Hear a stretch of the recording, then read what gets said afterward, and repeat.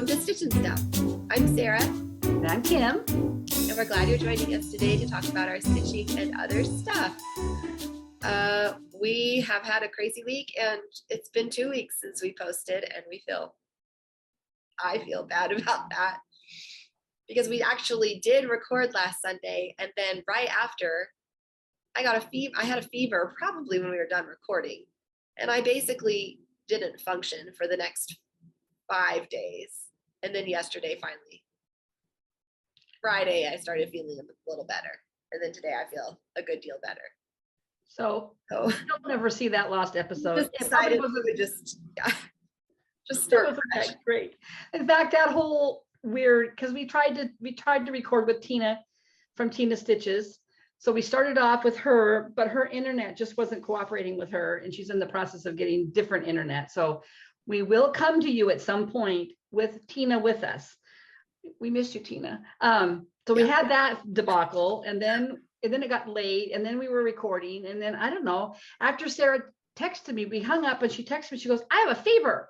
And I'm like, you really weren't all that chipper on our recording, but I thought, we're tired, and it was Sunday, and I didn't think anything about it at the time, but then it all kind of made sense. And then she just couldn't get it together to edit it and get it up, and you're probably really not missing out on much.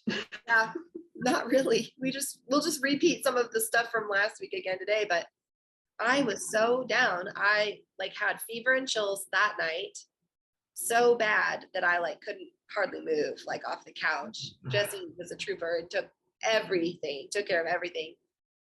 Monday I went in to make sure I didn't have strep throat. I had a home test that was negative for COVID.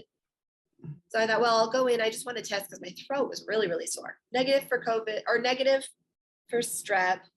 Still do not know whether my COVID test from the doctor is positive or negative because nobody's called me back. I called yesterday and the whole staff had basically left. So the poor receptionist couldn't tell me. But I don't think I have COVID because I took 2 home tests and both of them were negative. And then Rosie got sick with a big fever yesterday. She woke up with 103-degree fever, took her to the doctor. They did a COVID test, but it's also not back yet, but that should be back. But her home test was also negative. So I think we just had a flu bug, but it took me out. Yes, it did. All week. I had a lot of plans this week because it was supposed to be our week off from school. I know. And all I did was literally lay around and watch movies. And I didn't even have the energy to hardly knit during the day. Sometimes at night I would pull out my cross stitch for a little bit half-heartedly. Yeah. Totally. That's when you're sick, when you can't really do something like that. When you get the chance to lay on the couch all day and you can't do anything that you love like that, you always wish you could get sick. So you can lay around and do. Yeah. That's bad. Yeah, I had a fever ongoing for 4 days. Yeah. And then it broke finally.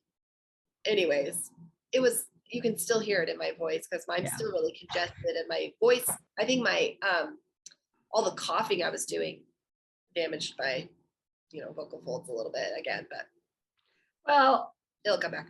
Yeah. And you didn't really have the big congestion until after the last couple days. Yesterday, I think I woke up really congested and I was like, what the heck? This is the virus that just keeps on changing and giving something new every day. What am I going to wake up? Which is why I really thought maybe you had COVID, because that's kind of what I feel like COVID has done. I know, but I've done 2 at-home tests and they were both negative. Who knows? Maybe the one they did, those could be not sensitive. I don't know. Maybe the one they did at the doctor will come back saying, yeah, you had COVID. But I really think, you've been vaccinated and you have your booster. For you to get that sick. I don't have my booster. I just haven't done it. I should. I still think you wouldn't get that sick. I think you would get it, but I think people that I could be wrong, but I feel like people have reported that vaccinated people that were getting it weren't having as big of it. You were pretty out. It was terrible. So the thought of sitting at the computer editing a video shivering with chills was not gonna. Also, I feel like if you had COVID with the kind of symptoms you had, your home test would have picked it up. Well, that's what I figured, that I would surely have had enough virus load in my system to. Yeah. It's not like you were taking it because you were asymptomatic. Yeah, no, I was not asymptomatic. Well, fingers crossed, nobody No. else gets it.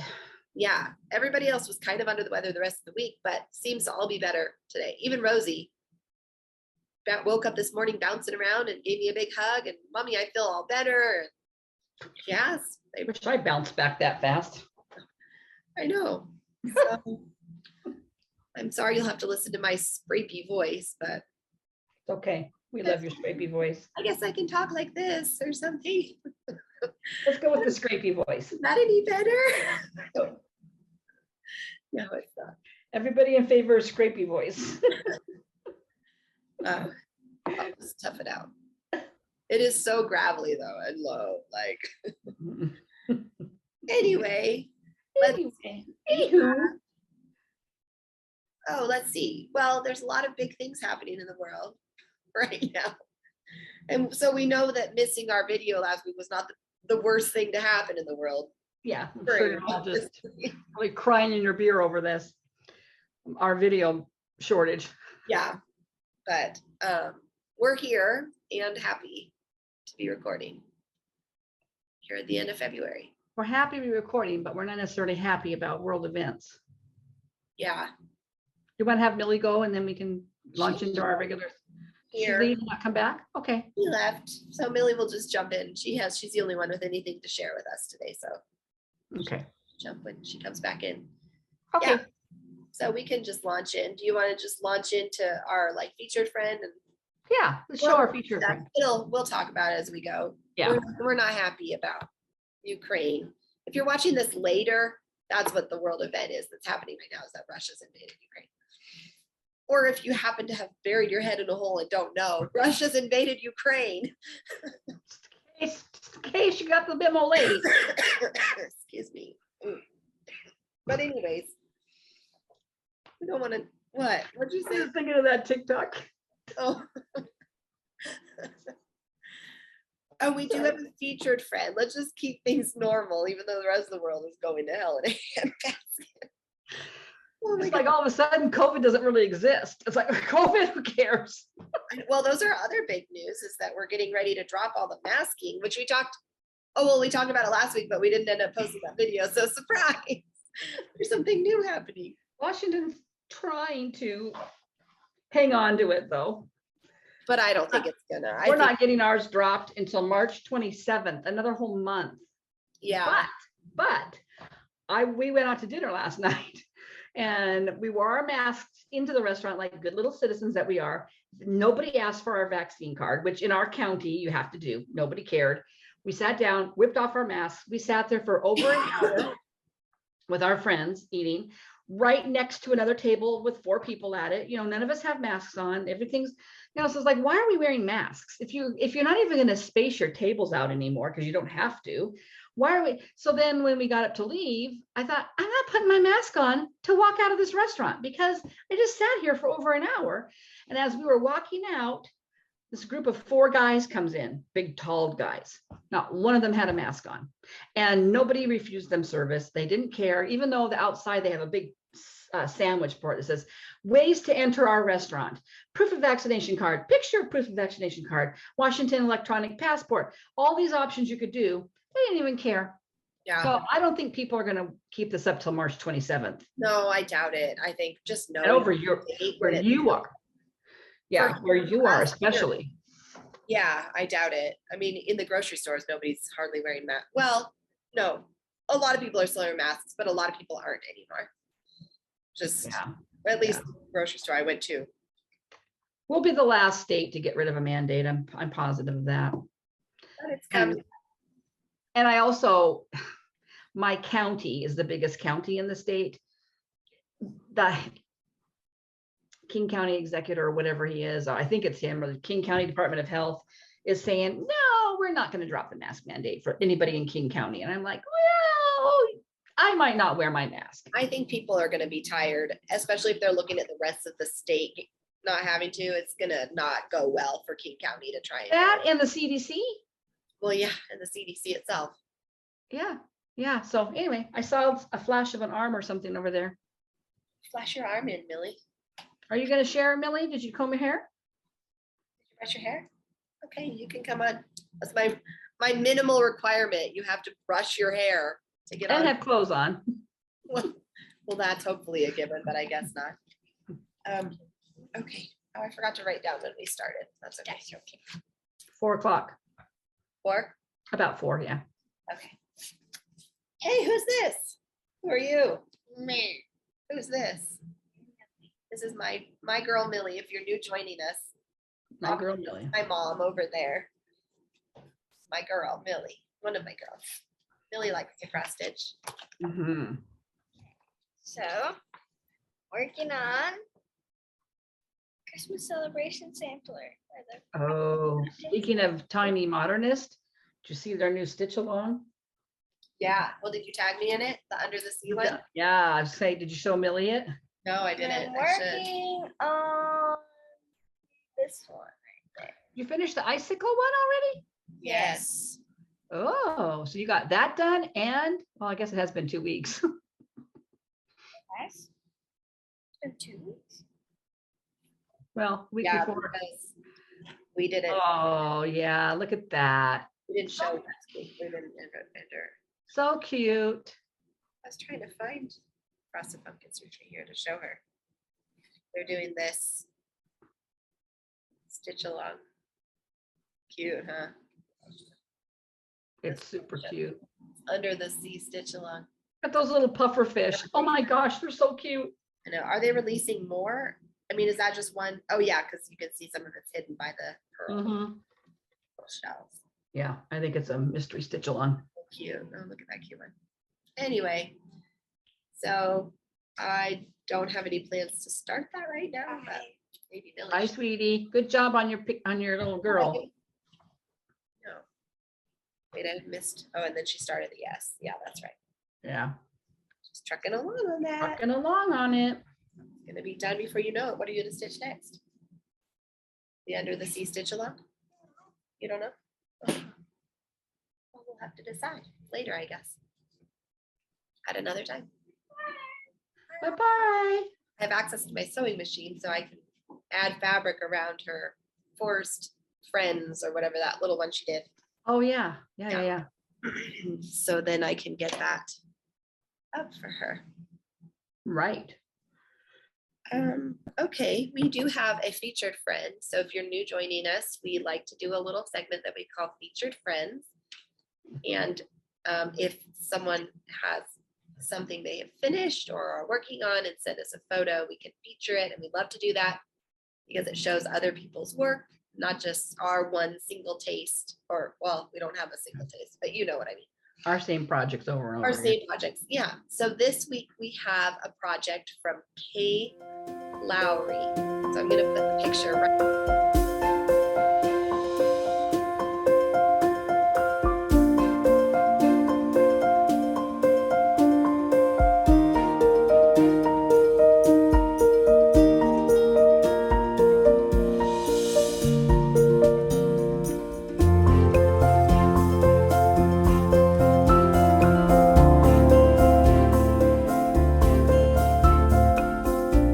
Okay.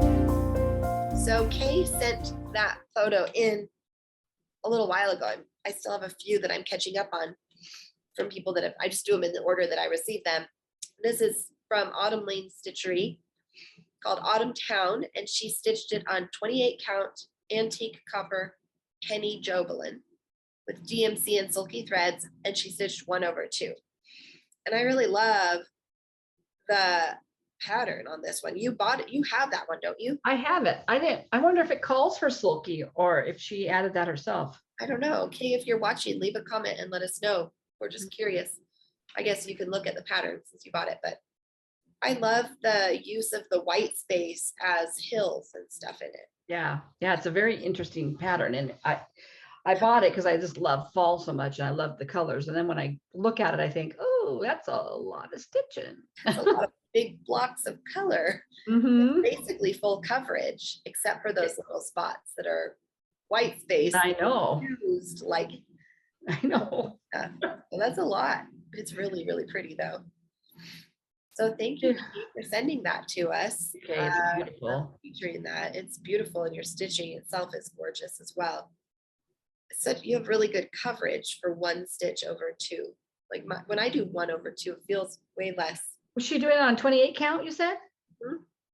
You know, Salt and Pepper Stitching, Emily Call, Yeah. she's doing a stitch along with a group of us that are doing a stitch along. And she mentioned that she was doing 1 over 2 on a 28 count also.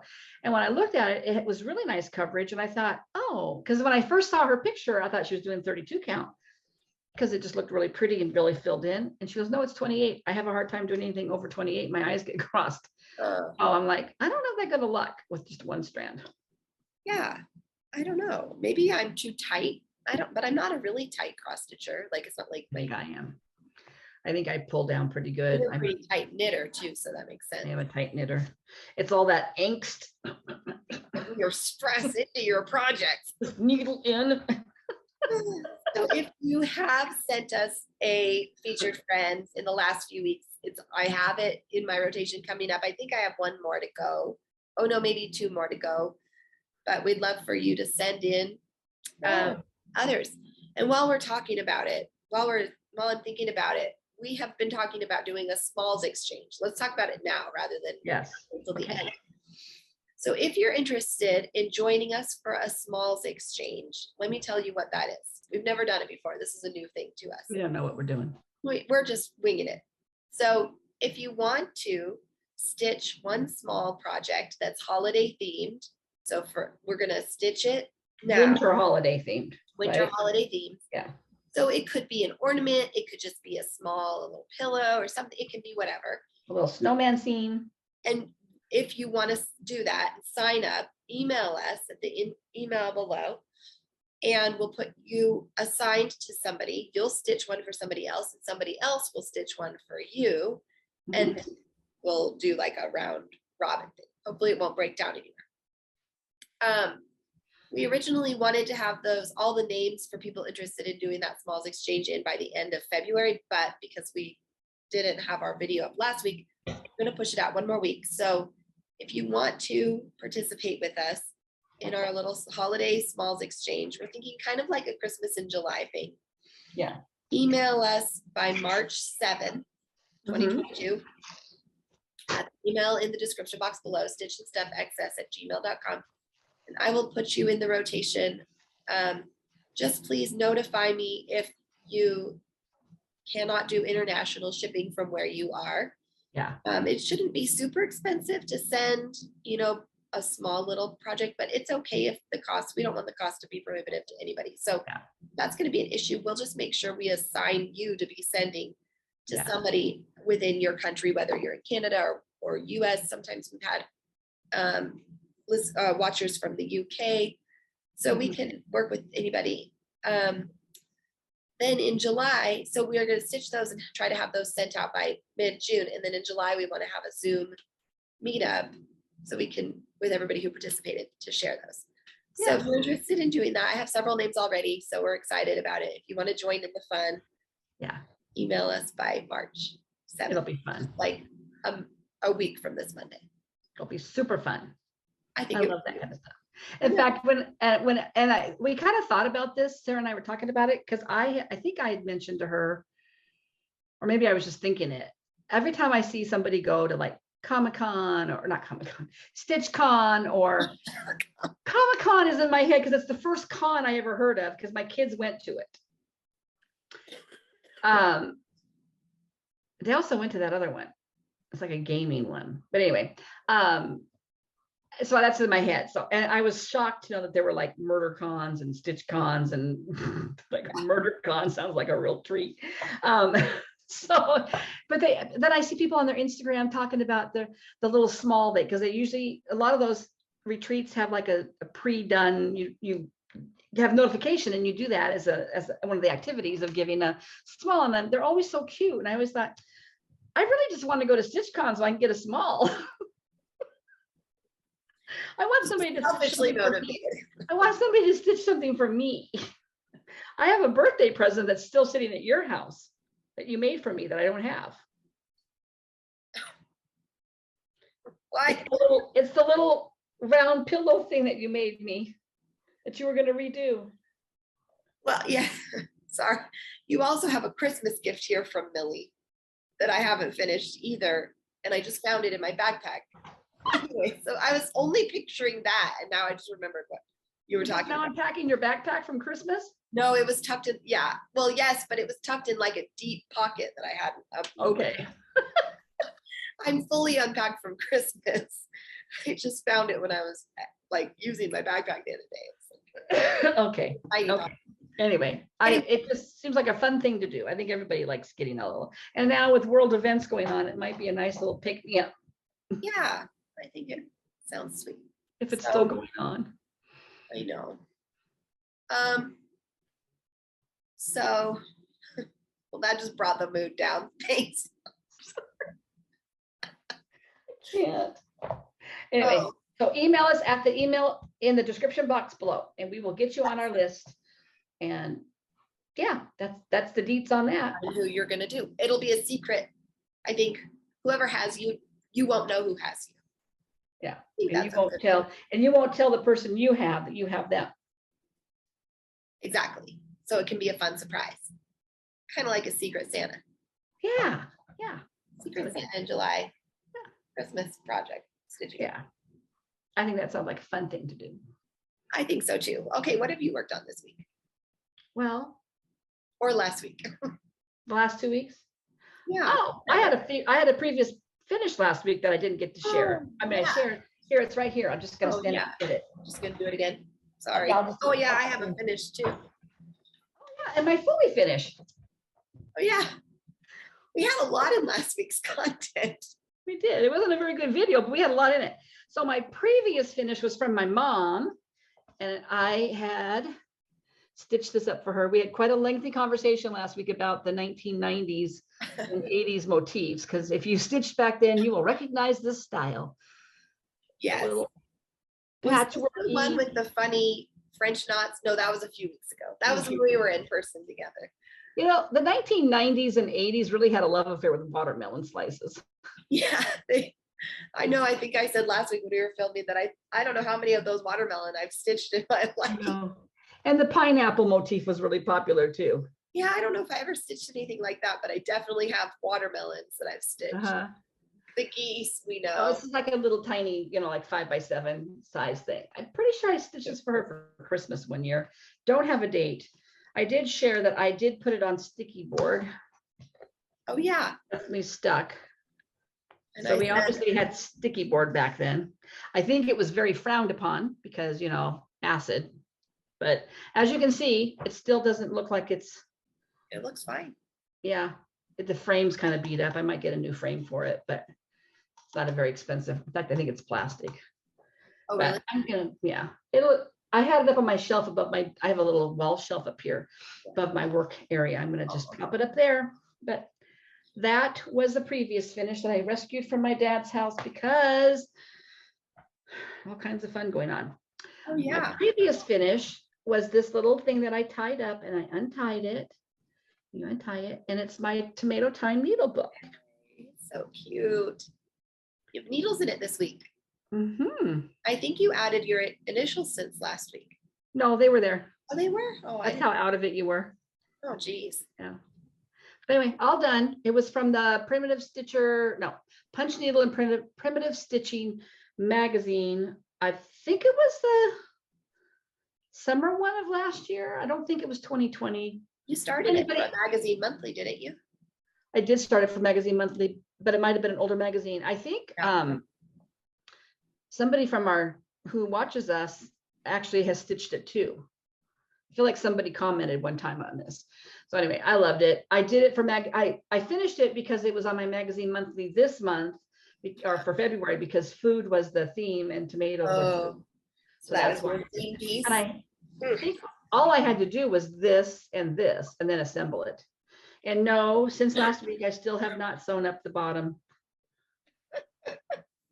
where I turned it. I figured you were gonna ask me, but anyway. Well, I asked last week and you got all sheepish about it. Still haven't. So It's sitting right here. Well, okay, so it's just done. That's all. Well, we recorded. So my last weekend was really kind of crazy last weekend because I was overnight with baby Penny on Friday night, came home Saturday morning, did my errands and chores and all that stuff. Finished this. I went to actually Hobby Lobby and got the fabric, I think last Saturday afternoon. And then that evening I finished it so I could share it on Sunday. Also on Sunday, baby Junie and her mommy were here just for overnight from Duluth. She'd been with her mom part of the weekend for a family thing on her side of the family. And then she left on Monday morning and we left, my husband and I, for the ocean from Monday till Wednesday. So I got home Wednesday afternoon from that. And then I was back to work on Thursday and I had a full on welcome back to work day. Yeah, so I didn't do a lot of hand stitching openings. I did stitch. That was a long reason. I had to make a case. Excuse me. I have a finish too that I showed last week that I finished my Biscornu. So it's done and it was really easy actually to stitch up. Yeah. Just a little tedious because I had to stitch. So what I ended up doing, remember a few weeks ago, I wasn't sure if I was supposed to add, because the pattern for each square had a border of X's, just like a regular cross stitch border. Yeah. It didn't say to do a backstitched border around that, but I did. And so then I seamed the thing together all around. Added my little button to make it, pop down. I wish I had stuffed it a little bit more, but you live and learn. I'm not going to open it up now. I'm satisfied with it. It's also a little bigger than the original pattern calls for because I used a slightly larger count. I think it called 40 count or 36 or something. I used 32 because I liked the color of this gold so much at Hobby Lobby. Yeah. Proud of it. It turned out so pretty. And I think we talked about that border because the video that I had always watched always had you doing a backstitch border around your pattern, and then that's the one I used, right? Yeah, I'd never seen a video where you didn't have the backstitch around it. And so you were looking at yours when you had the 2 rows of X's that you were going to join those two, and I'm not sure how that would have in the photo of the pattern. I think that's what she did. Yeah, I think that's what the heartstring samplery model stitched. I don't know if she stitched it or somebody stitched it for her. I think that she joined through those 2 X's because there isn't a 3rd row of red in the photo. I don't think. I don't have it in front of me right now, but so I went ahead and just modified from what she seemed to do. Yeah. And added my 3rd. Basically, that middle row is 2 backstitch rows stitched together. So I love it, and now I need to pick a new Biscornu pattern. And she told me, she said in her video last week that she thinks she's ready to do a 15-sided one now. No, I said I eventually could see doing one. I'm not ready yet, but I don't know. This was not too hard to like geometrically put together. A 15-sided one is probably more complicated to put together. But I will do another one of these. Yeah. Oh, there's so many cute ones out there. And I saw some cute ones on the Nashville video that Shop With Me that Carolyn did. I don't think I ordered one. I was going to. I had time to watch that video. Well, I had one on my list. I did a pre-order, and I was gonna order one, and I put it on hold, and I ordered 3 other things. But yeah, there were some cute Biscornus. I'll have to look. I'll have to watch her video and find out, because it was fun, and it was a nice, like, kind of a unique way to finish rather than just pillow or a frame. It was kind of fun to have something. I told you I thought it'd be fun to have a big deep bowl full of Biscornus just stuck in there. Biscornu bowl. I Biscornu. could see doing a drum. Like, I think I'll eventually finish my little alpaca farm into a drum. That one makes me more nervous. I like it because it's hand sewing. I don't love machine sewing. I will do it, but I don't love it. And so this I loved because I could just hand stitch it while I was. I can handle. I don't know. I can handle machine sewing when it's just zip, zip, zip around a pillow.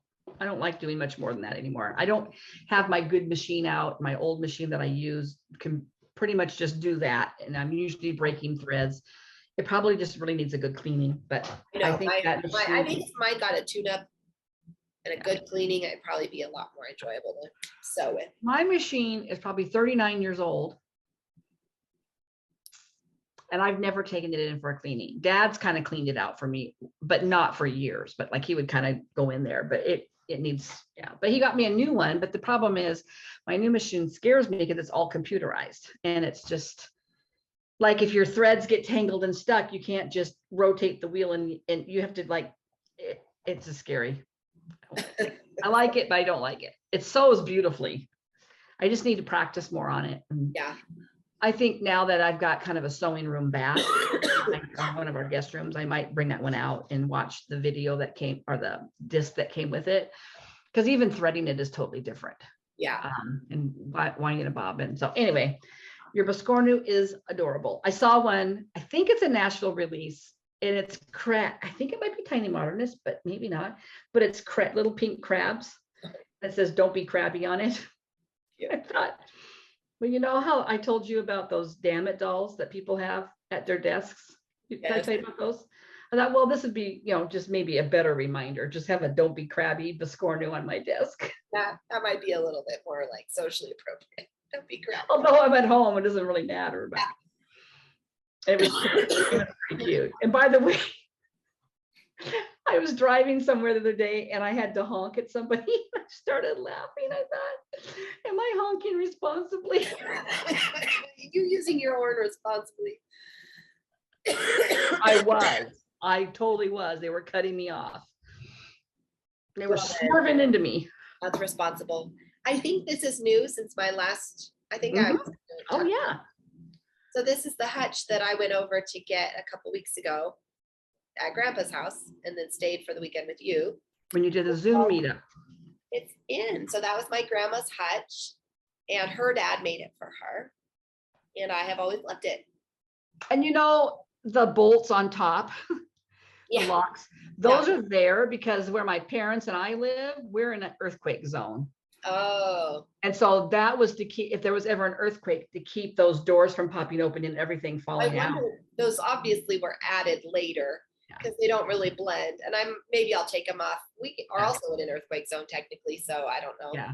But inside of it, up there is all of my grandma's depression glass. You can't really see it very well. Maybe I'll put a video or a photo at the end if I remember. Yeah. And then the lower half, here, I'll just do this, are those cute like shutter looking things. And those are mostly empty still right now, but I have other dishes that I need to add in there. I just haven't done it yet. And the story on that hutch, because I was so sick. The story of that hutch, by the way, why Sarah wants it so bad is that, because my mom's dad made it for her, and it's beautiful. I mean, he did amazing work, and I kind of just talked about how he just basically had like a 6th grade education, and ended up doing what are you doing? Well, my computer, I bumped it when I did that. It came unplugged. He was always doing carpentry stuff. He worked on the Hanford nuclear site. He worked at the the dam. Grand Coulee Dam. Grand Coulee Dam. He built homes. He worked on homes. He actually designed a home that they lived in. I think he designed a couple that he built and sold too. So anyway, he just was kind of a just a self-taught carpenter. Yeah, self-taught guy. I mean, making something like that with the scallops on it and the slats and the drawers and everything. I mean, really, I don't even know what kind of tools he had, because he did that working. They lived in a mobile home. I'm pretty sure when he built that, they were living in a mobile home, and he didn't have a garage. I don't even know where he actually built that at. Crazy. Yeah. I love it. I'm so happy. Yeah. It looks nice there too. It does. It looks really nice there. Mm-hmm. So I'm really glad to have it. Yeah. Grandma always had like trinkets and interesting things in there. And it's always so full. So full. Yeah. So full stuff. Yeah. Yeah. What have you been working on? Well, I think I shared last week that I'm going to share this week, even though I didn't work on this week. I did work on it the week before quite a bit. Well, I did share that I kind of bagged out of my Olympic stitching. Oh yeah, which the Olympics are done, right? Yeah, seems like a dim memory. So my sister-in-law, Aunt Nancy, and I were going to start Winter Quakers together during the Zoom Stitch meeting. And if you're not familiar with Rosewood Manor's Winter Quakers, I was gifted this by my husband for Christmas. Then I angsted about fabric. I actually ended up getting the call for a fabric, and it's way, okay, look at the picture in that. It's very grayish blue. This is the fabric. Oh, weird. Yeah. So we didn't get to start it during the Zoom meetup, but by the time we got back to our house and Sarah and the girls and everybody were here, before I had to make dinner, get dinner started, I got on the phone with her and we talked and started it together. And so as of last week, this is what I have done. Oh, I did not work on it this past week at all, but I've done that little motif. This big one, no joke stitching. There's a lot of stitching in there. Yeah, that is. I think I shared last week that I had done like the first outer border here, the outer border here, and outer border here. Then I was starting in here and I realized I was off, but I only had to undo one of these.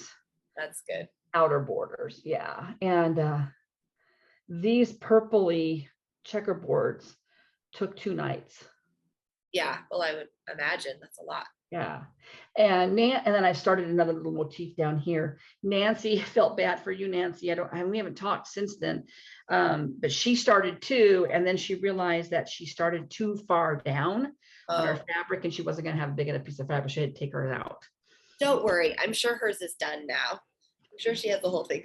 I'm not feeling too bad for you, Nancy. You're probably done. So that got a lot of love the week before. A lot of love. I kind of got addicted to it. And then oh, darn it, it came unplugged again. Huh? I said my computer came unplugged again, but you know what? It's fully charged. Oh, okay. The other piece, and I worked on this, I don't think I worked on this the week before, but I worked on it a lot this week. I worked on it when I was at the ocean. It's my Four Seasons Barbara Anna girl. Oh. I did all of this and all of that. And I did this. Really cute. And I did her arms. Well, this is not her arm. This is like her, what is that? She's holding on to something there. What is she holding on to? Hold on. Oh, it's these little lanterny things are hanging off of this. This is her arm. She holding like so I just have the lanterns hanging off of it. Yeah, like a wand. I got to do her little feet and do the rest of this, and I'll be done with spring. So, but look at those butterflies. Those are really cute. It's a lot of color changes in those butterflies. Holy moly, you aren't kidding. Like 4 or 5 colors in those each little. There is. There's two blues, a rust, a yellow, and then the brown bodies. Wow. Then there's these little flowers I did too. You can't see them as much. So I did all of that. Anyway, so that got a lot of love because my goal is to stay 1 season ahead. I think you're gonna get there. I think I might. Hopefully I can maintain my pace. So that got a lot of love. And then my Whitco piece, I worked on this a little bit this week. I think I have technically 2 more hours to go on it. I was really kind of going to town. Actually, maybe I hadn't showed any of this. I think when I started, had I shown her hair here? Oh, let me show a picture of what she is. I've done just the red, I think. So this is who I'm talking about. She's a Mirabilia. She was a special edition kit. So yeah. I love that one. I just had the little red on her hat done. Yeah. So now I've got her hair done. This is all going to be whisper in here. And I think this is beads. And then her face will be right here. And I started her face at the ocean. But the kit came with all variegated flosses. And I'm not real great at floss management. And the call for her face was this Bella Rosa. But it's it's not going to show up very well, but it's very highly variegated. Like there's a very deep peachy pink and then almost a white in it. So the one part, hold on. This part was nice. It was just kind of a creamy peach color.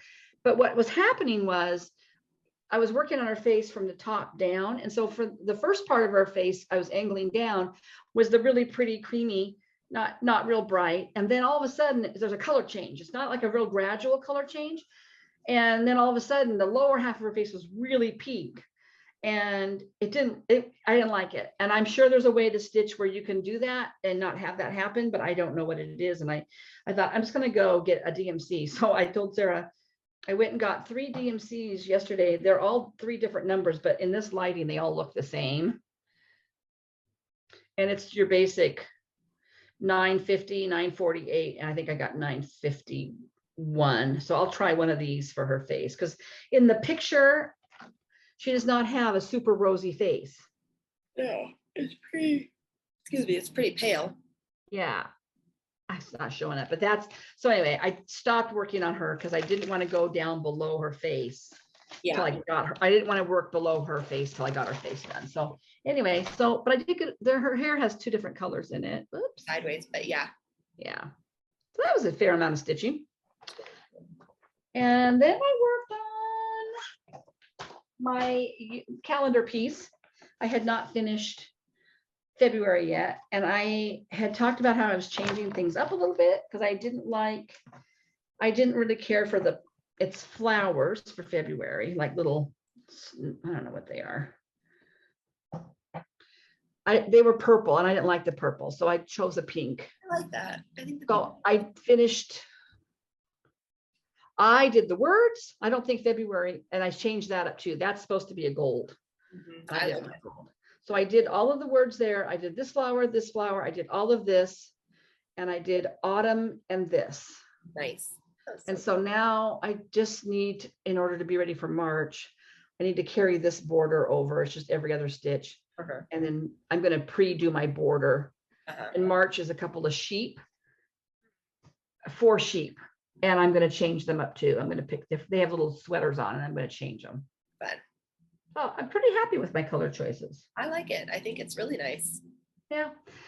So that got a lot of love the last couple nights because I really wanted to meet my goal. And why do I have this in this? This goes in my winter Quakers. That's why it just got moved into the wrong one. So this one got love. And then the next project, the last one I have to share, has to do with the whole Ukrainian thing. So yeah, there are a lot of Russian, not Russian, well, there are Russian too, but there's a lot of Ukrainian designers that on Etsy. And one of them is pretty active in our group with Carolyn Zook, the Magazine Monthly group. And her Instagram is Stitchy_princess_black. I think her name is Kateryna. And on Etsy, she's just Stitchy Princess. And I've shared before that I've ordered some of her PDFs. And I thought, oh, she's right in Kiev. I think she's right there in Kiev. So is Luda. If you follow Stitching with Luda, she also is in Kiev.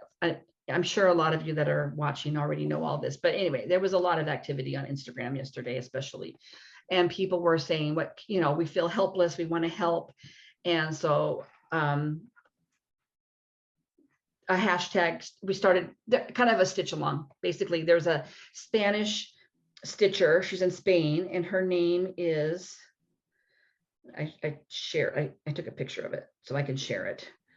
Remember to share it anyway. Let me find it really quick. She is compiling the list of Ukrainian designers.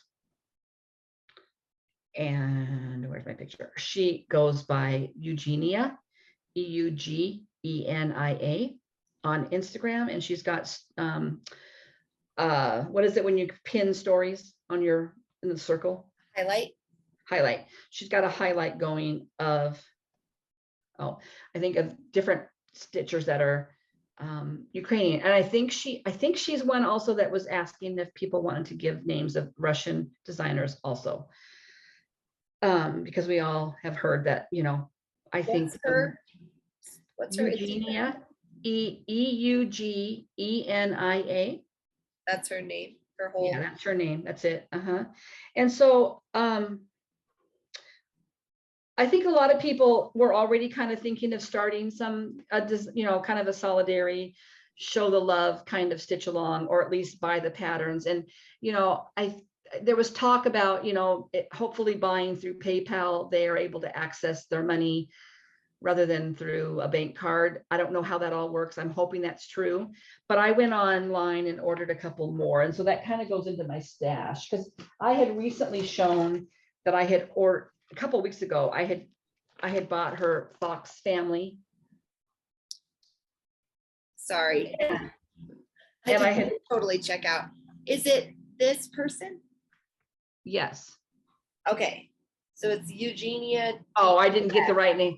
That's Sorry. okay. I just had to hunt around a little bit because I was going to show. So that's the highlight right there. It's cross stitch with the Ukrainian flag.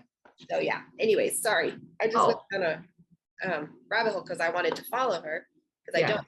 Oh, yes. Anyway, so I had previously shown that pattern, and I had bought the owls.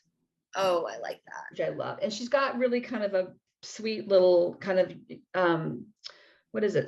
Is it Slavic kind of motifs? Is it Slavic? Yeah.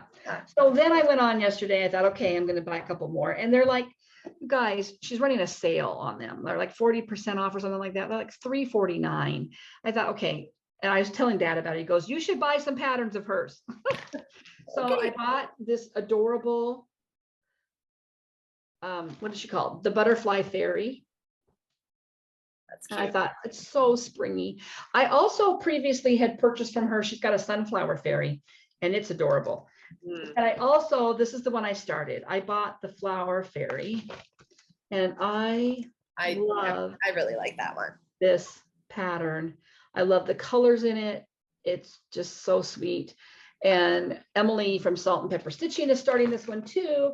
And so the hashtag for it is Stitchy Princess SAL, but there's also a bigger hashtag going around, Stitch for Ukraine.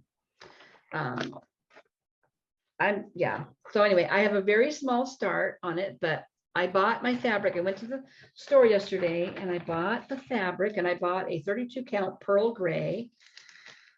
But you guys, I thought I'm going to embellish it. I don't do a lot of embellishment, but I found these adorable pale blue floral buttons. They're pretty. Sorry, they're not going to show up very well. And then I bought, oh my gosh, there's like a butterfly. Oh, that's cute. And then I think I bought a yellow one to put on it, just to kind of give it a little zhuzh. Oh, pretty. So that was kind of my special purchase. So I bought those and the fabric and the floss, and I'm just at the very top, and it's this sweet little dragonfly. The colors are very muted. Can you see the peach and pink there though? Yeah, it's coming through. There we go. So I started that, and I'll work on that again. I think I'll work on it every day, but you know, it's not a huge pattern, but her stuff is very cute. And there's a whole list of designers. If you don't see anything you like from her, I think that Eugenia, I think her name is Eugenia, but she goes by something different. Eugeniitis or Eugeniitis? Eugenia DAS. DAS. And I'm sure there's other people that maybe people are following that have lists going too. And Facebook groups are doing stuff. So I think it just felt like, you know, these are people, these are like our community, right? And it's unfathomable to me that we're facing this again in our world. And yeah, some of the stuff coming out is just breaking my heart. When I woke up and saw that this was happening, it instantly brought me back to the first Gulf War, when I think it was the first one. I was in the car with you and your brother, and we were coming home from the library, and it was evening, like we were going home and I was going to make dinner, and I had the radio on and it was breaking news, and it was the shock and awe campaign. And it was all done quite quickly and quite hush hush. I don't think back then media didn't know everything. And I just remember feeling like I'm a mom now. There's a war going. I mean, I lived through the Vietnam War, but I was in junior high, didn't affect my life. And then there was really no other wars, other big wars. And I just remember how it just really impacted me. Plus, I went on to have 3 sons. And the idea of ever going to war and having, at that point, I mean, now you have daughters that will go to war, but back then that was not as, I don't think women went to war. They were in the military, but they were never deployed.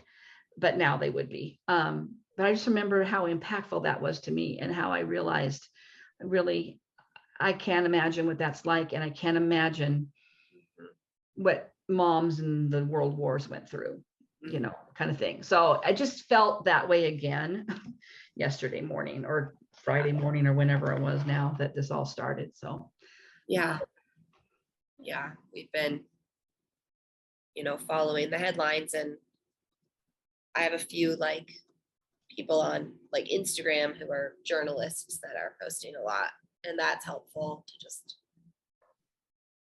filter it, so that otherwise we'd have the news on all the time. I don't want to do that. Like, the girls don't need that level of anxiety. We do talk about it a lot, and yeah, but they don't need it. they're aware, and yeah, but they don't need that like extra bombardment. But it is hard, you know, it's hard to explain why is he doing that? The girls get it. They're like, oh, he's doing that because he's just a selfish man. Like, I mean, they put it in the simple terms that are true. Like, yeah, he's grabbing for power just like Hitler did, because they're all studying World War and things like that, and Cold War, and they're just like, oh, this is happening again, kind of a thing. And yeah. And so, but when I was like looking at footage, and when I say footage, I mean like it's usually one person in the subways in Ukraine, whatever, filming, because they're down there with everybody and posting it on their social media. And there's moms with little girls, my girls as age, just walking through, and it just makes it very real. I think this is, you know, these are, or when I read like the 35-year-old IT specialist who finally realized, like, well, not finally, but realized like it's time to fight, and he goes out and he's gonna get a weapon and he's gonna fight for his country. I'm just a little older than 35, and this is just a normal human being doing like normal life. I mean, they're not even military personnel. These are just civilians that are defending their country. And so our hearts are breaking regularly with the knowledge of what's happening. Very much so. And I think the breaking point for me was the other night. So our little baby Junie is going to be a year old in a couple of weeks. And if you're new here, she's my granddaughter. She's Sarah's niece that was born at 31 weeks, and she was a little under 3 pounds. She was like 2 pounds, 10 ounces, something like that. She was tiny, and she was in the NICU for 2 months. Until her due date, basically. And you know, she's a miracle baby. She's doing great. I'm so grateful that she's doing so well. But Junie's mom posted a video that was all over. I'm sure people have seen it, but it was the breaking point for me the other night of these babies that had been in a NICU that were down in a basement of the hospital, and they're just laying on these benches, and they're not in their bed. They're not in. No, they're wrapped in shawls and blankets, and when the camera first comes in, it focuses on one of the, I'm assuming she's a nurse, and she's sitting there with a baby, and she gives a little smile. And I'm like, how can you even be smiling? And then they pan, and there's a nurse just hand pump, you know, the hand bagging oxygen into a baby because they don't have the ventilators down there. And I'm like, what is this? How? This could have been what if that had been my Junie, you know, or and these mamas that are there, I'm assuming they're there with the babies. I don't know. It just, the human toll that it takes, you know, it's one thing to see military might and you see soldiers, and that's heartbreaking enough. But when you start seeing what those images are, that's when can't take it. Yeah. Can't take it. So anyway, if you're Ukrainian and you're watching us, we support you and we are praying for you in your country. We're cheering on your president and your military and your civilians. Yeah, I've said a couple of comments to a couple of them that I follow. If I could just swoop in and rescue you and pull you out, I would do it in a minute. Yeah. So the thoughts and hearts are with Ukraine and also with a lot of the Russian people who are being Yeah. brave and standing up quietly, even sometimes just standing on the street in protest. We know that that's dangerous too for people in Russia. And I've seen some filming, some reporters who have even been arrested and then let go because the police are just grabbing people and arresting them. And so we know that the stakes are high. Very Just high. speak out if you are in Russia, and Yeah. my thoughts and prayers are also there with the Russian people who don't want this war either. They don't. I don't believe for a minute that the majority of the Russian people want this. And it's very, yeah, Excuse me. it is very sobering, and it's very, we have to carry on, right? We have to live our life here, but it's just always in the back of your mind. And I just want so much for it to be done. And I don't want to send troops. I don't want to have to send our troops, but I want to send our troops. There's such a dichotomy of, I know we could probably stamp it out between us and other countries, but I don't want to have to do that. I'm so torn. Difficult. Yeah, it's a very delicate situation. And anyway, so we don't typically talk about lots of world events, but this is something that we can't let go without talking about a little bit. So if you are so inclined, I would encourage you to, and people are donating money to different other things. Jan Hicks has she on her Instagram, Jan Hicks Creates, she supports, I think it's called World Kitchen. Is that what I think it's called? World Kitchen. They take donations and they swoop in. And I think they're not in Ukraine. I think they're in the border towns to help with the refugees, providing food for the people that are flooding out of the country. So that is a worthy cause. And I'm sure that Jan would have, she wouldn't be giving money there if she hadn't researched it. So if you're looking for someplace else rather than just supporting a designer or something, that is definitely a worthy thing. I even saw a seed company, because I think because of the story going around about the lady that gave the soldier the sunflower seeds. I don't know if that's verified as true, but that's their thing. Sunflowers are their national flower. And so there's a seed company, I think it's called Rare Seed. I think it's Baker Creek. Maybe there's two doing it, because anyway, all their sales of seeds from now until tomorrow afternoon. Of course, now if you're watching this, it'll be too late, but maybe they'll extend it. All their proceeds were going to go towards Ukraine. Yeah, I can't find it off the top of my head, but anyway, I'm sure if you Google it, it'll come up. So yeah. I'm going to post that in my stories actually too, so people will see it on Instagram. But I think everybody feels like any little thing they can do helps a little tiny bit. So yeah. Okay. Sorry for that heavy little thing, but that kind of went into my project. So now what do you have going on? Well, what have you worked on in your sick state? Not as much as I wish I had, but I'm working on this other sleeve. Sleeve's not done yet. That sleeve's not done yet, but now I'm just on stockinette. I got all the increasing done last night. Oh yeah. So now I'll just knit, do a little daisy stitch at the bottom. And then, then I just have to seam up the pockets, leave in the ends, and I'm done. Well, add buttons. So yay, it's getting close. Yeah, I'm almost done. I'm really trying.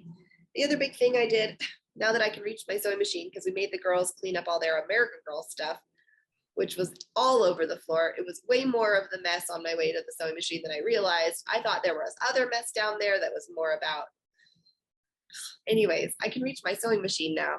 So what happened was a few weeks ago, about a month ago maybe, I bought the girls these outfits, and I think they came on to Flosstube wearing them because They loved them.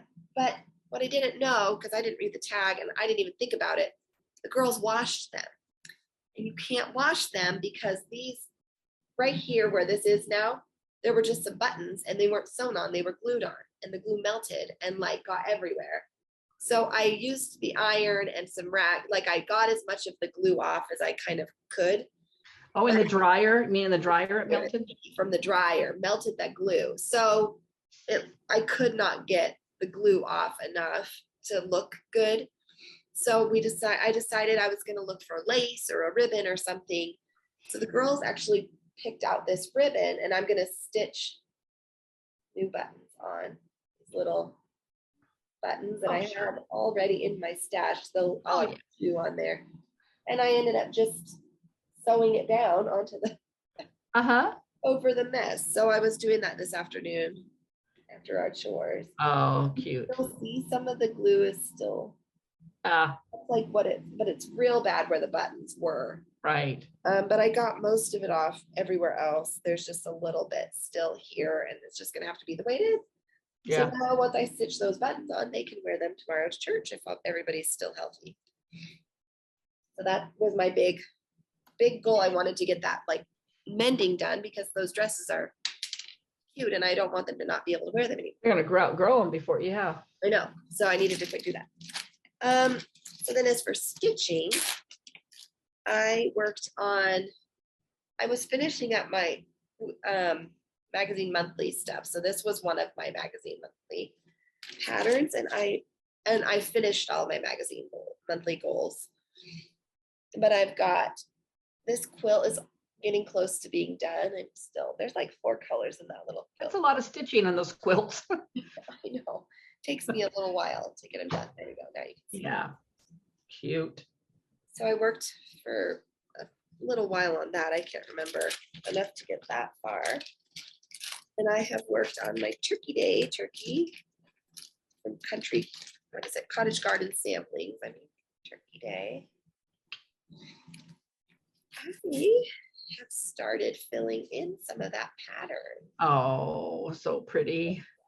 There, I know. And that I think is his rear wing, the wing that's kind of high. Kind of, yeah. Or something. I actually don't know what that is. Maybe it's wing. Yeah, well, I don't know. What do you think? Do you think that's its wing? Oh, it's kind of weird, isn't it? What is that? I don't even know. Just kind of hanging down. But no turkeys I've ever raised have just like a thing hanging down there. Huh. I don't know what that is. I was assuming it was going to be part of its wing.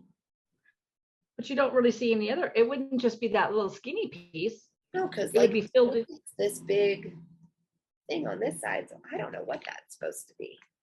Think about that. Hey, if you're watching and you have some idea what that might be, let us know, because I've raised turkeys and I can't think of anything on a real turkey that is comparable. What do you think about that? Yeah, let me know if you have any thoughts. Yeah. I would think it was part of his wing. It would be wider than that. Wider and black and white. Okay, so we paused for a second. We're reorganized. Mom got her groceries. I got out in the rain. This is a mess now, but oh well. Oh well, and my light's going, but that's okay. We're still here. So I was getting ready to show my work on my Snow Queen. And I didn't actually work on this week, Mom, but I didn't end up showing last week. Right. So I have made a good amount of progress on her this whip go round.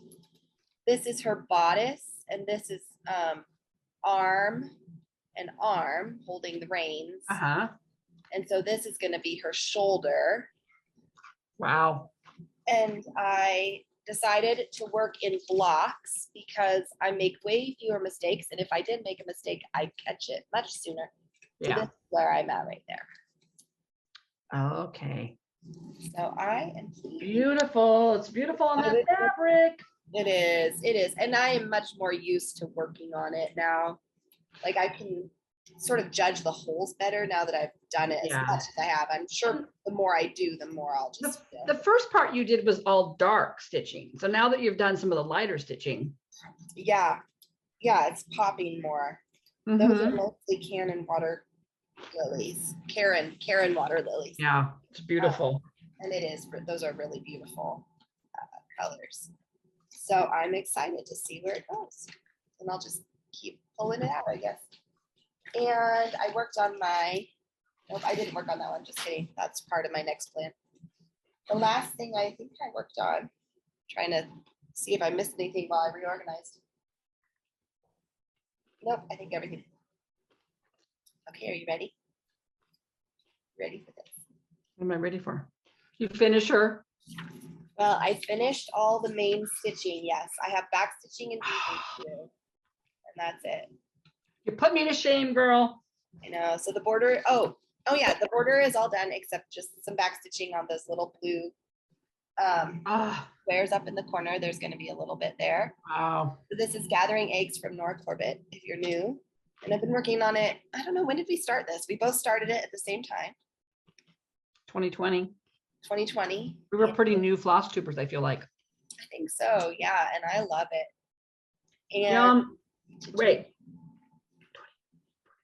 Yeah, because I think I saw the pattern for the first time in a magazine monthly Facebook post by somebody. Yeah, who? I wonder if it was Dina, half stitch cross stitcher. I think that might have been, although somebody else recently sent me a finish of theirs in our email. Really? One of our friends, Brenda Holzman. Would that have been who you saw, Brenda? Maybe. It was so long ago, but that's when I first saw it. And I'm like, I gotta have this. And So this is just a bonus featured friend, basically. This is her finish. Wow. Which I love, a long, skinny frame. I saw it and I remember thinking, I want this, but it was from a magazine, an old magazine. And so I searched on eBay and found the magazine, but unbeknownst to me, you can still get the pattern because you released it as a pattern later. Pattern. And I don't think it's been retired. I don't think so, because I think I could still find it not long ago, or maybe just previously printed copies, I guess. So I'm really close to being done. I got her little shoe done. Really close. She's beautiful. Little shoes. So this has a lot of back stitching on it to make that basket look more woven in. And then there's some on her bodice, and there's kind of like a swirly pattern with some beads, and then a few beads here and there. There's beads in her skirt too. Yeah, there's some beads. I remember there's holes here, and there's some beads in her skirt here. So I'm gonna look. I have a lot of seed beads over the years from when I used to bead. I'm just gonna look in there and see if I have any that I like the look of, because I don't have to use the ones it calls for a specific one, but I thought I might just look and see if there's anything I like the look of in there. Yeah. And if so, then I'll just stitch those on and not have to go buy another whole set. So that's everything I worked on this week. And kind of I probably missed some of the stuff that I showed last in the video. The video that was not meant to be. I think Winter Quaker was the biggest thing I worked on the week before last, but I think there might have been something else. Yeah, I can't really remember. Sorry, y'all, but no big deal. We're here now. Yeah. What are or you have any haul? I guess that's what we usually I have just a little bit of haul. So I had the 2 patterns from Stitchy Princess. While I was waiting for my grocery order to get brought out, I bought 2 more patterns from somebody different. Oh. This shop, I'll just put a plug in. I'm not going to show you the patterns. I'll print them and have them next week. But the shop is, I've actually bought from her before. NonStopStitch, all one word. Capital N non, capital S stop, capital S stitch on Etsy. Okay. And they're just very sweet. She's got a variety of things. She's got little cutesy things, and she's got like some birds and foliage and Easter basket, beautiful, like a little tall skinny basket with some Easter eggs in it. So it's really pretty stuff. And I know that I had ordered, it's a happy birthday. I showed it last year. Oh yeah. But it's really funky looking. It's her shop. Oh, okay. I'll have to find it. It's in my stash thing, but I thought her style looks familiar. I think I've ordered from her. And as I was scrolling, and she's got a ton of patterns, I just kept scrolling and scrolling and scrolling. So pretty prolific and definite style. I like that style. Although I'm looking at these thinking, oh, that's a cute little pattern. But then when you look at it, what makes it so special is all the backstitching. They're very heavy on backstitching. Yeah. I've noticed in Europe, a lot of the European stitchers. So anyway, it's cute though. Yeah. So I did that. But my other haul is I don't. So I'll get it out. GoodReads Stitchery had a special edition box bag. Oh. And they took pre-orders, and I thought I wanted a big bag to put my ring around the rose tree in, because I have it in one of the I have it in a bag, but it's not very big, and there's so many flosses that it's hard to zip up and stuff. So anyway, I got it, and this is the inside fabric. So that's really anyway, that's the first time I've ordered from them, and they were super fast. The only, it took the longest for me. This is a first world problem. This is a first world American problem. It's a first world Kim problem. Our PayPal account, your dad set up, and it's under his email, which is fine. I can just, I use it. I use PayPal more than he does. Problem is, he always gets the notifications to his email when I order. So I have to kind of run over and check his email before I don't want him to know right away. But so what happened was, I had pre-ordered this. I was not aware of what their policy was, and I'm really new to invoicing. I haven't done a lot of that. And so a week ago Friday, oh gosh, maybe it was Thursday, I got a Facebook message from him. Hey, your invoice is still outstanding. We need you to pay that. So I didn't know what the deadline was. And I'm like, oh crud. So I was out doing errands, and I don't have access to Dad's email on my phone. And so I got home real quick, and I opened up his email, and I found the invoice. I thought, I'll just go ahead and pay it. Well, when I went to do that, I still had to put our password in. And the dude keeps changing our password and forgetting what it is and not telling me when he changes it. So, your husband, my dad? Yes, the dude, your dad. So I'm constantly, huh? Why does he do that?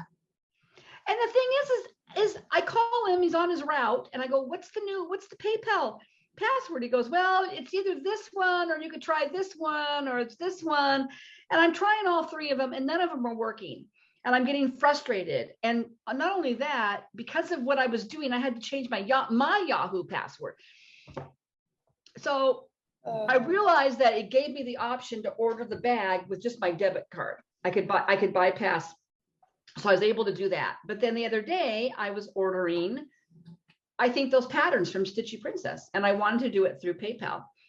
And in fact, I don't even think I had an option not to do it through PayPal, and I couldn't do it. So you know what? I went into his email. I opened up something with PayPal on it. I went into PayPal. I clicked forgot password. I got them to send me the code to my phones. I mean, this is super, super secure, guys. And I changed the password to something that I wrote down, and I'm going to remember. So it took me longer to do that. He doesn't know it. He'll have to have you can ask me. But all that to say, it took me longer to figure that out than it did for them to ship this to me. They were super fast. And then I mentioned earlier that I did pre-order a couple of Nashville things, and I did it through them. And I was going to tell you, because I wanted you to look it up when you get a chance. You can just Google Nashville Rosewood Manor Lavender Cottage Sampler. Oh my gosh. I fell in love. Fell in love. I'm looking it up right now. And then if any of you watched Carolyn's book, I also ordered the Erica Michaels sampler book. I don't know if you've seen that. She must have come out with this pattern a long time ago, and I don't think it was easily found, and now she's re-releasing it in a newly revised. Yes, I love it. There were several Rosewood Manors, but that was my favorite. Anyway, Erica Michaels, it's called the sampler book, and you do a little square for each letter of the alphabet, and it's the alphabet, and then there's like a picture that goes along with it. But I think it all has specialty stitches, like it focuses on specialty stitches. And then you make it into like a little fabric book. Like you just you somehow, this looks a little sketchy for me. You make little holes in your fabric and then whip stitch around them, and then you thread. So you got like a hole punch, and then you thread ribbon and put it together like a sampler book. Yeah, I guess. Anyway, that sounds so cute. it's really cute. And at first I thought, I don't know. And I couldn't see a lot of the pictures of what each square was, but Carolyn's look was all on board. And I thought, okay, Carolyn, you enabled me. I'm going to get it. And I wasn't sure if it would be around forever. There were several things I wanted, but they went on a wish list. But I ordered that Lavender Cottage sampler and then the sampler book. And then Plum Street Samplers came out with This Is the Day That the Lord Has Made. And it was a Nashville exclusive. And so those don't usually come back around. And I was on the fence about it because it's got a big old house.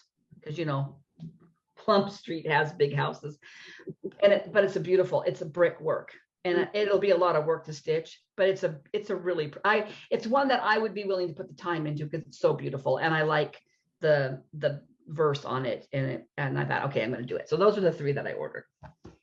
Nancy was texting me. She was doing a pre-order too. I think she ordered 3 things, and one of them was a Rosewood Manor, but it was a different one. So that's coming eventually. So I guess Nashville is next weekend.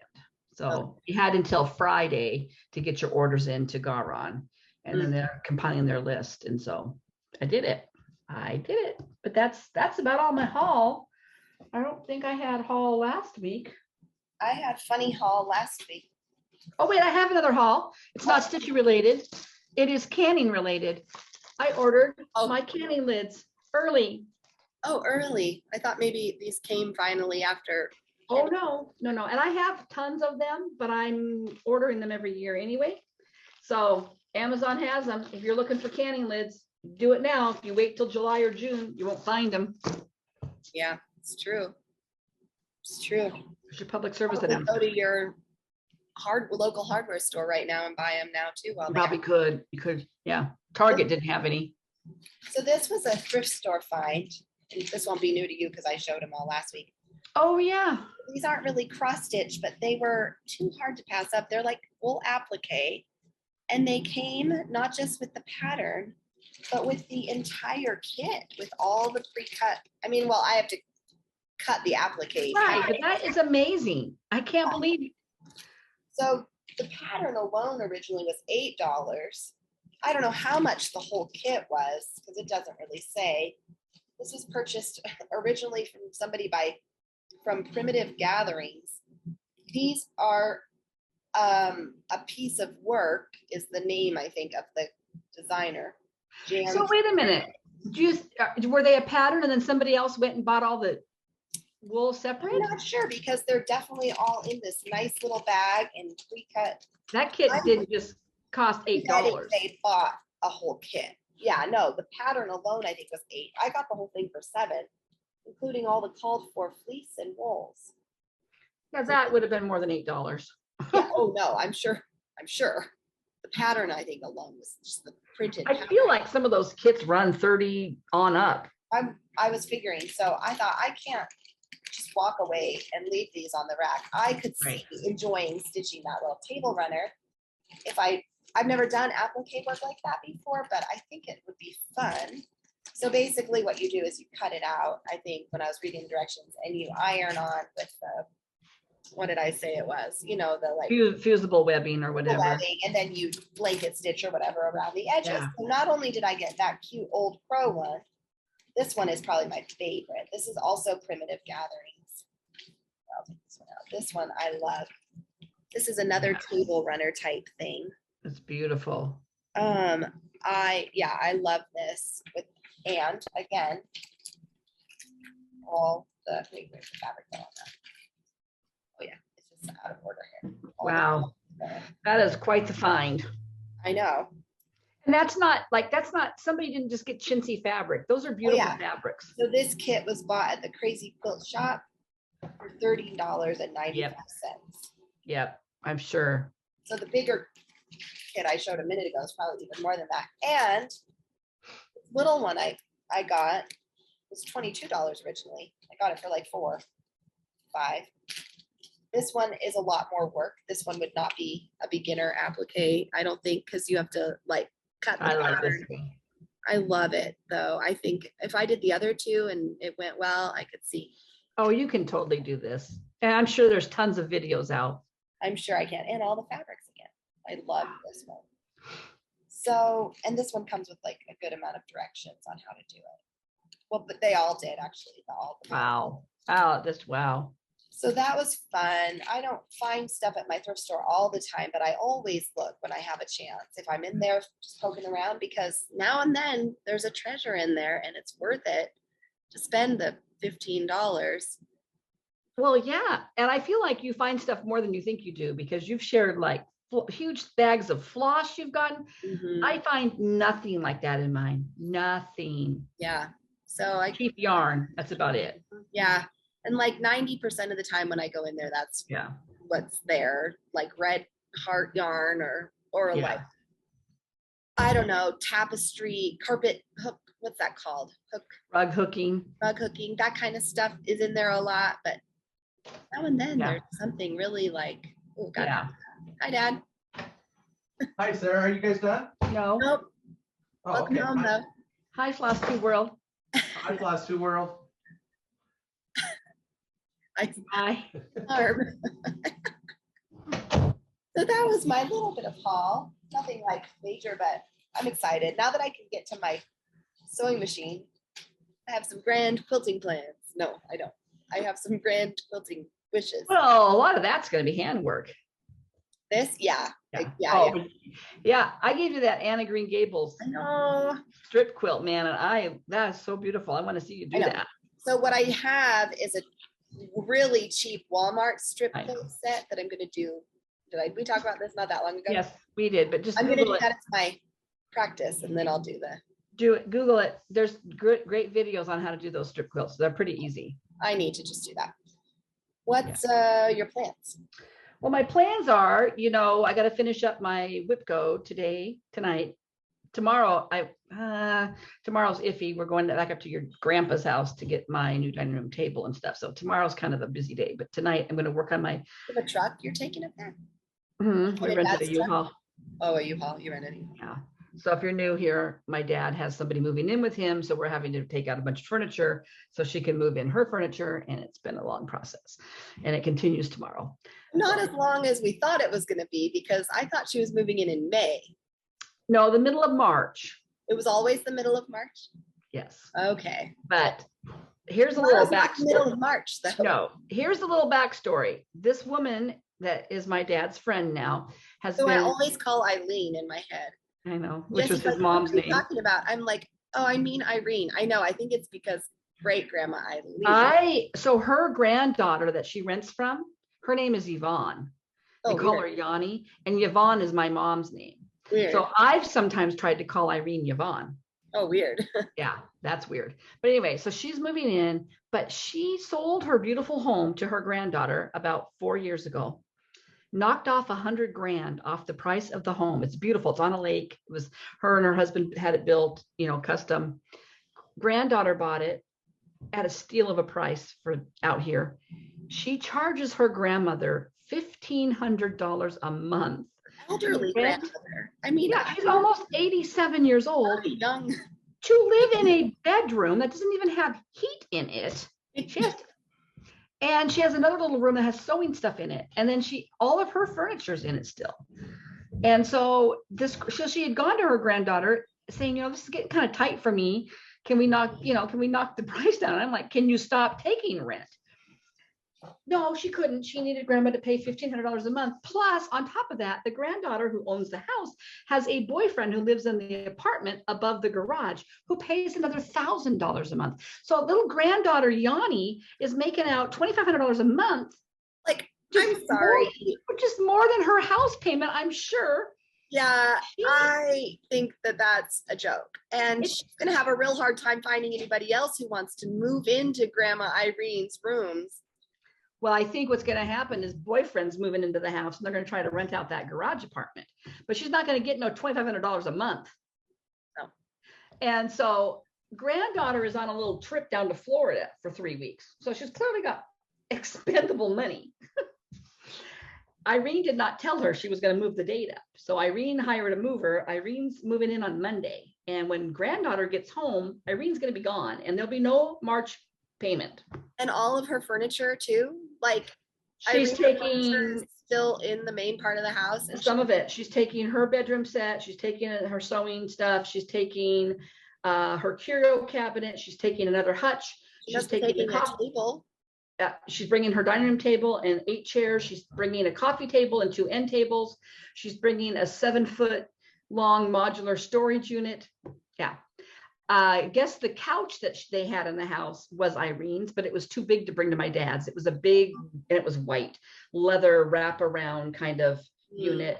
They apparently got rid of that. I don't know what's there now, but yeah. Yeah. So I'm like, my dad's such a nice guy. He's like, I really want, Yanni really wants to meet you guys. That's the granddaughter. And I'm like, I really don't want to meet her because I don't think I can hold my tongue. I'm like, who charges their grandmother $1,500? Who already sold you the house at a steal. Oh my God. So it got all moved up. So we got a U-Haul for tomorrow. Your brother Austin's coming up. I think Penny's coming with us. She's going to ride in my car because Kelly has to work. And we're getting that in the trunk. And my dad's got a big steamer trunk that my son wants. Some miscellaneous stuff and hauling it out of there.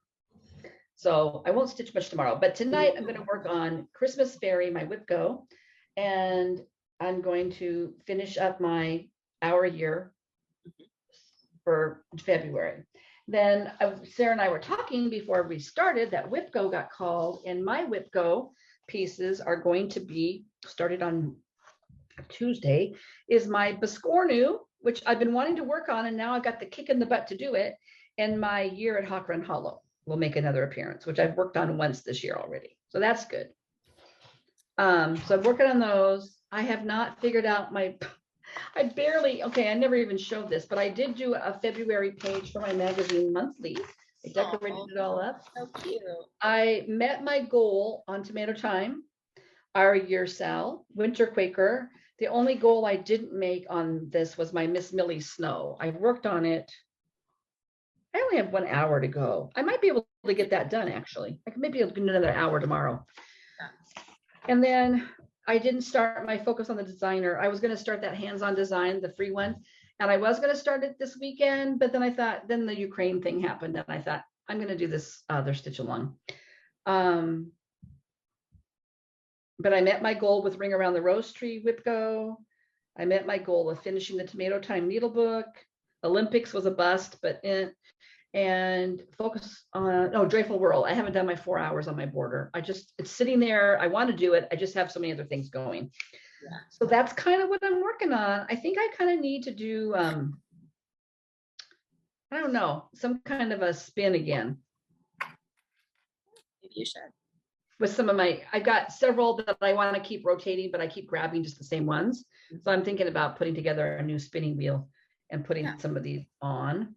You have so many whips. I kind of force myself when I'm putting together my magazine monthly plans to grab some different ones that I haven't touched for a while. So that what's the magazine monthly theme is animals? Because it's Carolyn's birthday month. And I have mine all filled out. I'm going to try to do furry and friends because I'm apparently a super challenger. But I don't put a lot of hours on each thing. I just have 2 hours for each one, and that might be even pushing it actually. Yeah.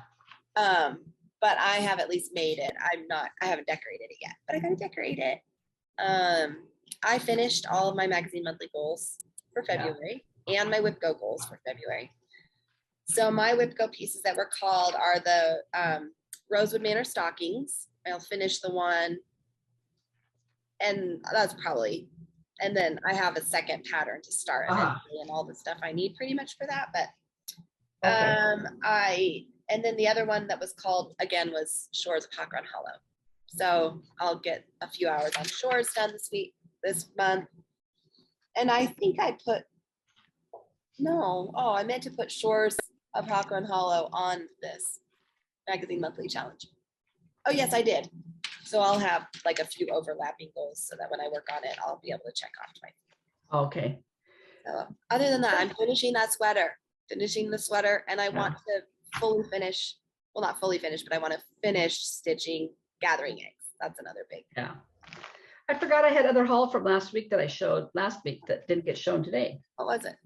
Well, first of all, I had ordered, I wanted to get fabric for the summer Quakers because I bought that pattern. I don't have the floss yet.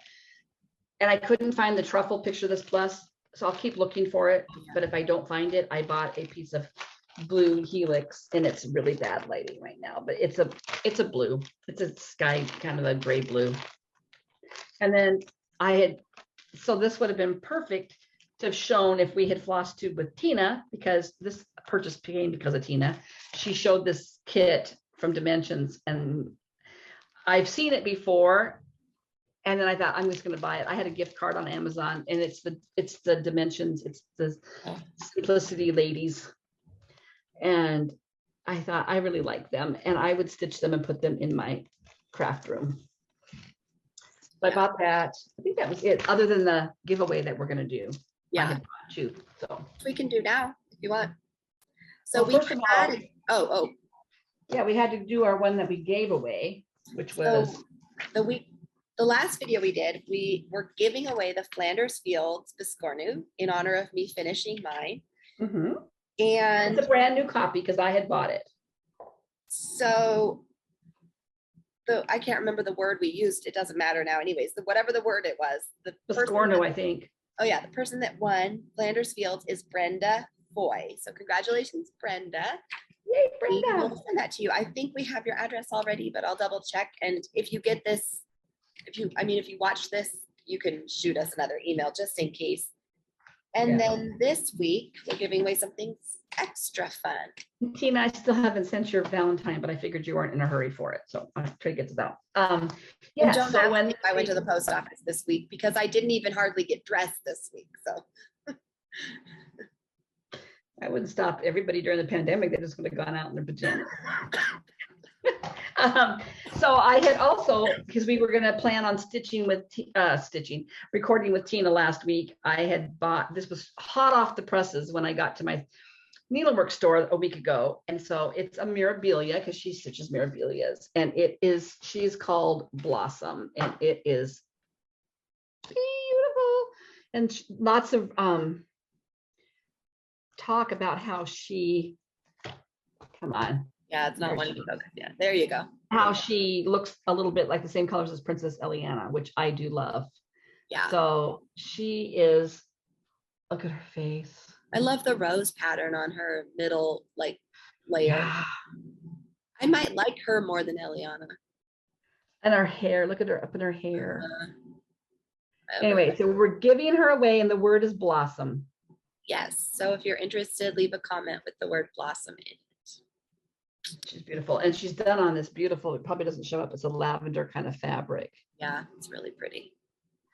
So yes, it's beautiful. Really pretty. Yes, use the word blossom. Like and subscribe to our channel. Oh, yeah, do that too. We never really say that, but I always figure it's a given. Like the video, it probably puts us somewhere more recommended if people like and subscribe more. So that like a video. Helps. But I don't really push it because I love Flosstubing. I don't really care that much. I know. But talk about us. Talk about us. Sure, share about it. Yeah. Or if you know anybody who might want to do the smalls exchange that doesn't watch us yet, tell them to watch, tell them to email and join in. They have to be trustworthy though. I don't want anybody saying they're going to do it and no not do it. Sketchy people. Don't sign up if you're sketchy. Only if you use your horn appropriately are you allowed to join in with our. The only people that are allowed to bag out on it if they sign up are because they're dead. Okay. We don't want anybody just bagging out for no reason. Our one requirement is do it and don't be dead. 2 requirements. You have to not die and you have to do the thing. Well, the thing is that it's not like you and I have all this extra time to stitch up a few extra things in case somebody bags out. Oh, maybe we need to do that. Oh, don't bag out. I don't have time to do that. No. If something like that happens, we will buy you a pattern. You're gonna get a little something. It just won't be stitched by. We'll buy you a small pattern and stitch your own. Excuse me. Oh yeah, I don't think that'll happen. You guys are I don't great. think so. I think our friends are gonna all Yeah, do what they say they're gonna do. yeah. I started a new book this week. Did you? Oh, Light a Penny Candle. Have you read that one? I read all of her books because she's my all-time favorite. Her and Rosamund Pilcher, my favorite authors of all time. There was a little bit of dialogue that was just making me laugh so much that I had to read it to Jessie. It's so the premise of the book, you might not even remember which one this is, but I don't remember. it's taken place during the Blitz in London, and they're sending the children out, but this family doesn't have anywhere to send their little girl. So she contacts this old school friend who lives in Ireland, and they want to send her to this family if they're willing to take her. But the woman in London, this old school friend of, there's the Irish lady and then there's the British lady. The British lady is so like stuck up and just like kind of embittered about life and just unhappy. And she kind of makes her home a little unhappy. But the family in Ireland is like chaotic. They have lots of kids and I don't remember this. very like homey, but also chaotic. And the older son is really unhappy there because he's not old enough to go enlist.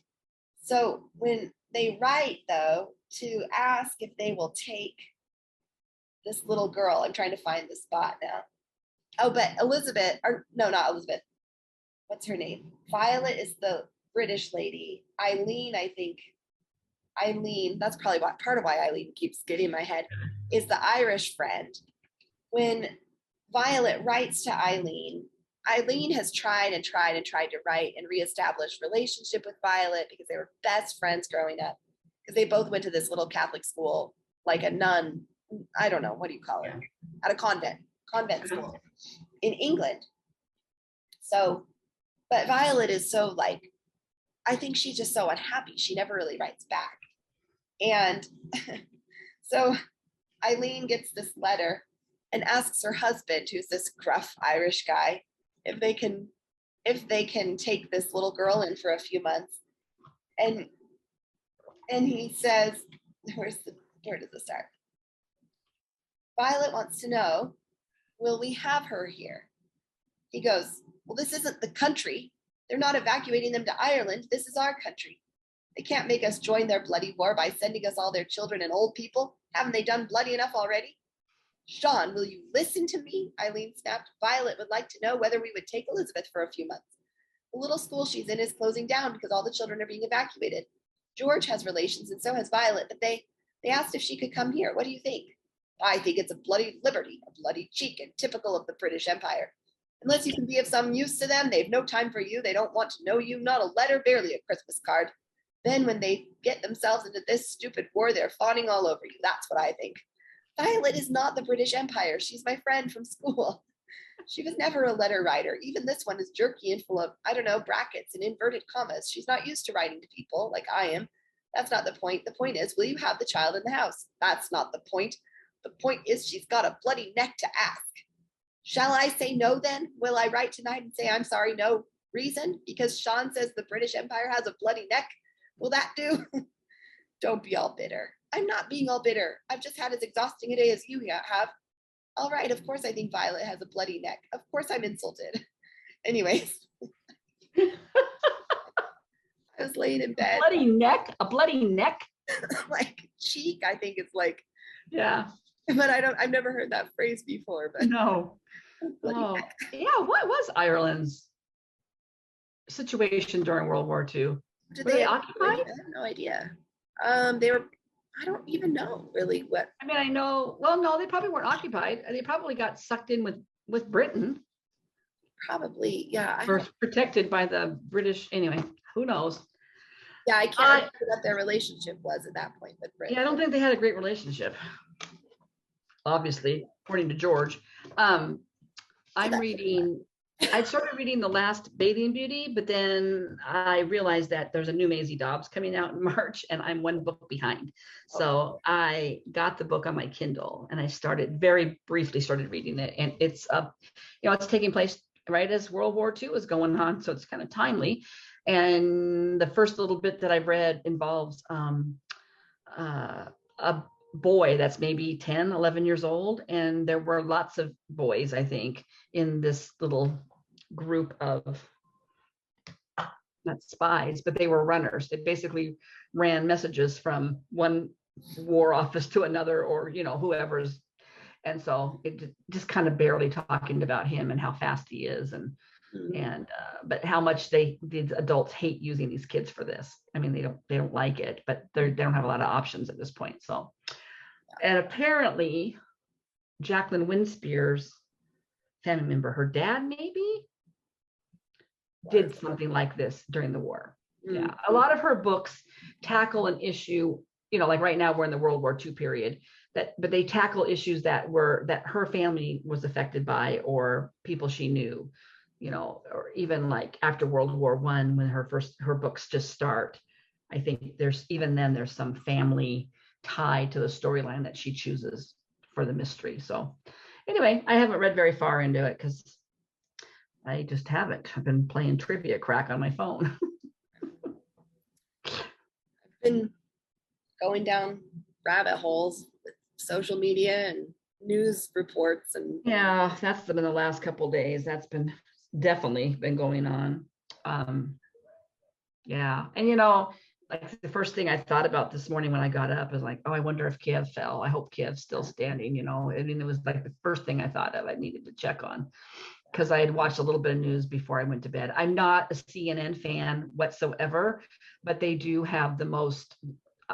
Well, maybe Fox has something going too, but CNN has, 24-hour news going on, and they do have reporters they're right there. So you can't really argue with what they're seeing, kind of thing. So I was watching a little bit of that because it was then becoming morning time in Europe. So when you went to bed. Yeah. So I was thinking about it when I went to bed, and yeah. So again, praying. Actually, I was going to tell you that my friend Anna on Instagram, she told me that there's, what did she call it? It was an organization. If you're a praying kind of person, she said that, let me find it really quick. She messaged me and said, the Ukrainian church is asking international fellow Christians to join them in praying Psalm 31 this weekend. So let's go look that up and pray that over Ukraine too. How does she know that? Is there a resource that she? Oh, yes, she has family. So she said, my aunt has many friends and former students there in Ukraine. It is utterly heartbreaking. I maybe told you before, she and my uncle are professors and missionaries who mentor church pastors overseas. And then overseas. And then she probably found out from them.